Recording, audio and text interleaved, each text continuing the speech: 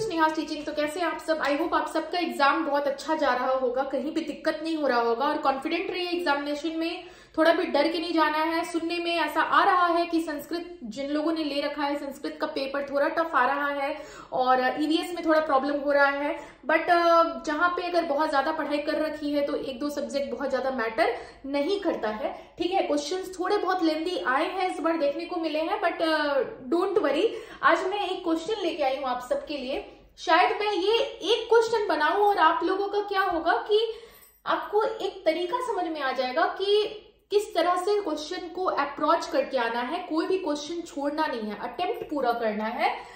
आज मैं आपको वो तरीका बताऊंगी कि किस तरीके से आपका मैक्सिमम अटेम्प्ट किया हुआ क्वेश्चन सही ही होगा। ठीक है, तो हालांकि एक क्वेश्चन देखने वाले की नजर से हो सकता है, देखने वाले की नजर से बहुत आसान हो सकता है, जिनको लग रहा है ये क्वेश्चन बहुत ही बारीक क्वेश्चन है। हालांकि ठीक है, ये हालांकि एक ही क्वेश्चन है, पर इस क्वेश्चन की बदौलत मैं आपको एक ऐसा टेक्निक सिखाऊंगी जिससे कि आने वाला भी क्वेश्चन आपका बनेगा।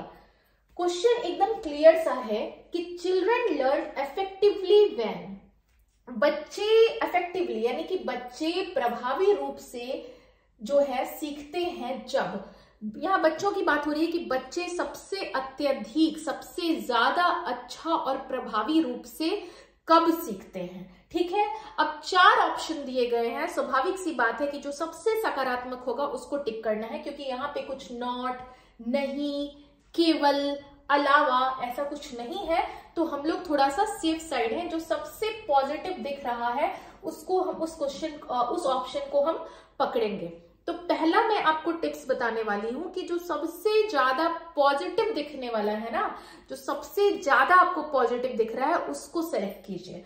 तो हम लोग इसमें अब सकारात्मक हो जाएंगे। ये सबसे सटीक तरीका है क्वेश्चन को अटेम्प्ट करने का, सीटेट का, जो मैं आज आपको बताने वाली हूं।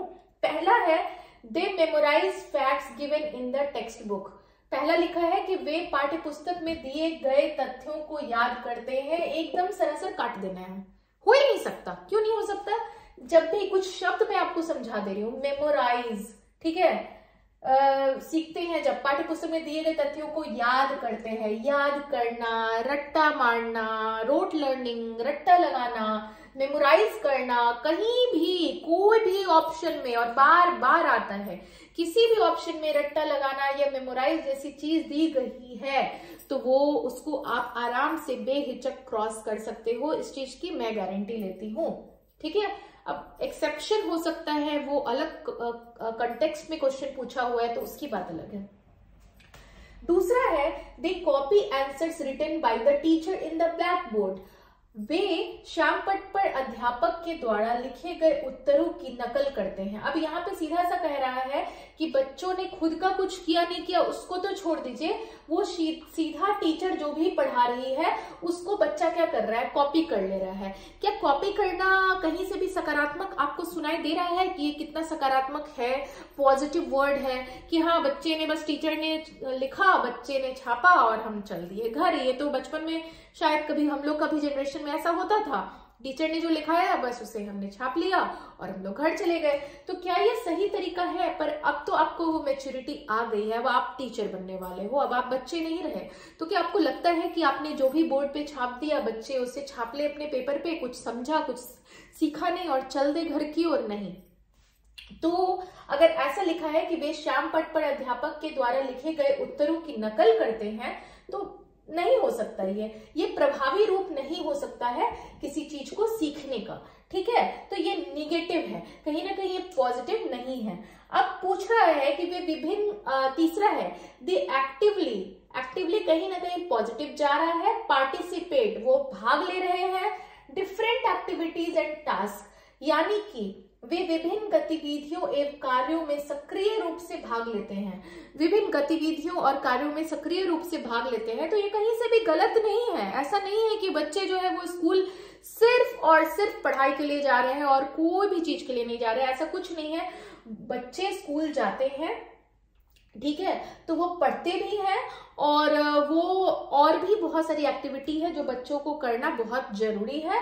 तो हम कह सकते हैं कि ये जो ऑप्शन है ये कहीं ना कहीं पॉजिटिव लग रहा है, लेकिन हड़बड़ा के टिक मत कीजिएगा क्योंकि एक और ऑप्शन यहाँ पे दिया हुआ है, the teacher fully controls everything that happens in the class including the children, यानी कि शिक्षक कक्षा में होने वाली सभी घटनाओं व बच्चों को पूर्ण रूप से नियंत्रित करता है।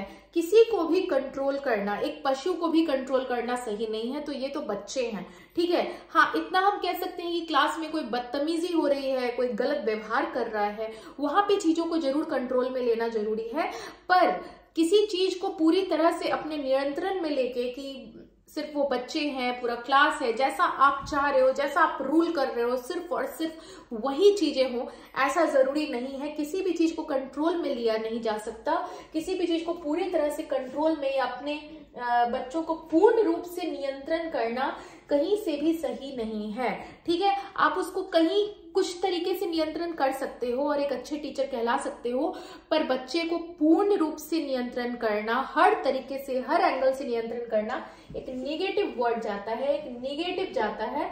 तो सीधा सीधे यहाँ पे पॉजिटिव आ रहा है कि they actively participate in different activities and task, यानी कि बच्चे जो है एक्टिवली पार्टिसिपेट करते हैं डिफरेंट एक्टिविटीज एंड टास्क, यानी कि वे विभिन्न गतिविधियों एवं कार्य में सक्रिय रूप से भाग लेते हैं। तो ये इफेक्टिव है, यानी कि ये जो रूप है बच्चों का पढ़ने का, ये प्रभावी रूप से बच्चे पढ़ रहे हैं, ठीक है। तो इससे हमें ये ज्ञान मिला इस क्वेश्चन से। क्वेश्चन तो हम लोगों ने मैंने आपको समझाया, लेकिन इससे और भी बहुत चीजें आपको समझ में आई होंगी कि क्वेश्चन को अप्रोच कैसे करना है, कि कहीं भी रट्टा मारने वाली चीज है, ठीक है।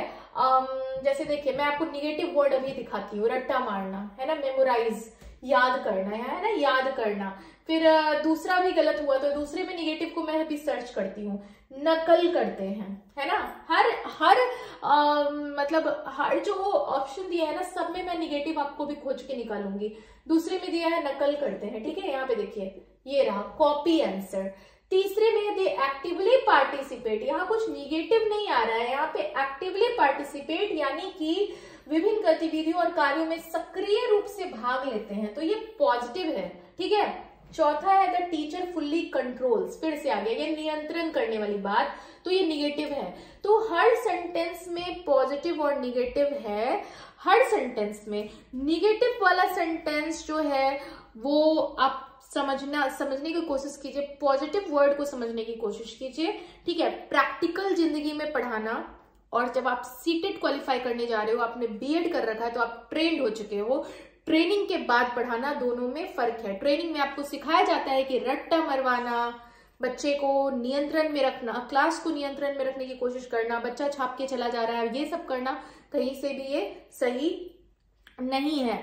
तो ये सब चीजों को आपको बीएड में सिखाया जाता है और यही सब चीजों को सीटेट में पूछा जाता है।